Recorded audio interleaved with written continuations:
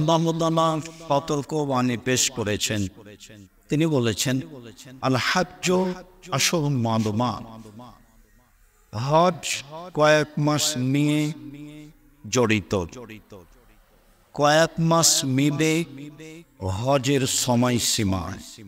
ফামান ফারাদা ফিহিন্নাল হাজ্জা, যদি এই মাসগুলিতে মানুষ হজ করব বলে সিদ্ধান্ত নেন, ফালা রাফাসা ওয়ালা ফুসুকা ওয়ালা জিদালা ফিল হজ্জ, তাহলে জরুরি যে কোনো সময় অশ্লীল কথা ও কর্মে নিমজ্জিত হতে পাবে না, অপছন্দ কথা ও কর্মে জড়াতে পাবে না, তর্ক বিতর্কে লিপ্ত হতে পাবে না। তিনটি ঘোষণা সতর্কবাণী হিসাবে আল্লাহ তাআলা মানুষের নিকট পেশ করেন। যেহেতু নারী পুরুষ একাকার হয়ে হজ করে, যেহেতু নারী পুরুষ একাকার হয়ে তওয়াফ করে, যেহেতু নারী পুরুষ একাকার হয়ে আরাফার মাঠে থাকে, মুজদালিফার মাঠে থাকে, কাজেই পুরুষ মানুষ নারীর ব্যাপারে সতর্ক থাকবে, একথাই ঠিক।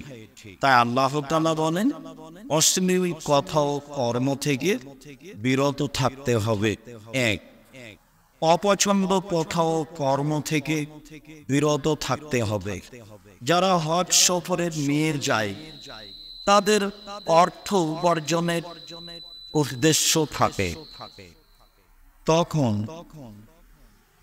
তারা মানুষের সাথে ভালো কথা কর্ম দেখাতে পারবে, এমনটা নাও হতে পারে।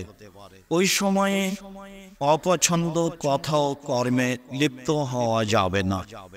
তর্ক, যেহেতু অনেক মানুষ অনেক সময় জায়গা নিয়ে সমস্যা হতে পারে, অনেক সময় চলাচল নিয়ে সমস্যা হতে পারে, অনেক সময় কেউ কারো জিনিস নিয়ে নিতে পারে চিনতে না পেরে, অনেক সময় অনেকের সাথে ধাক্কা লাগতে পারে, তখন কেউ তর্কে লিপ্ত হতে পাবে না। এরকম অপছন্দ তর্ক বিতর্ক থেকে বিরত থাকতে হবে বলে আল্লাহ তাআলা হজ পালনকারীদেরকে জোরালোভাবে ঘোষণা করেন।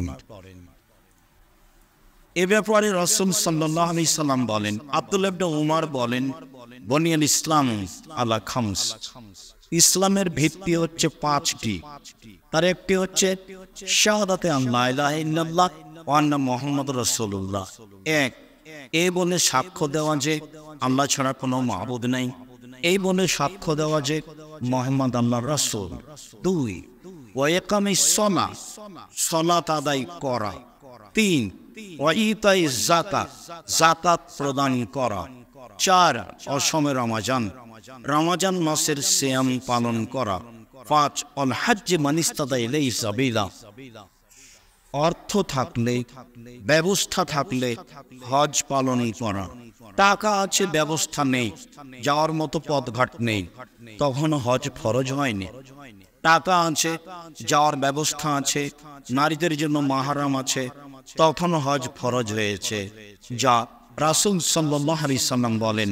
হাদিস বুখারী মুসলিম।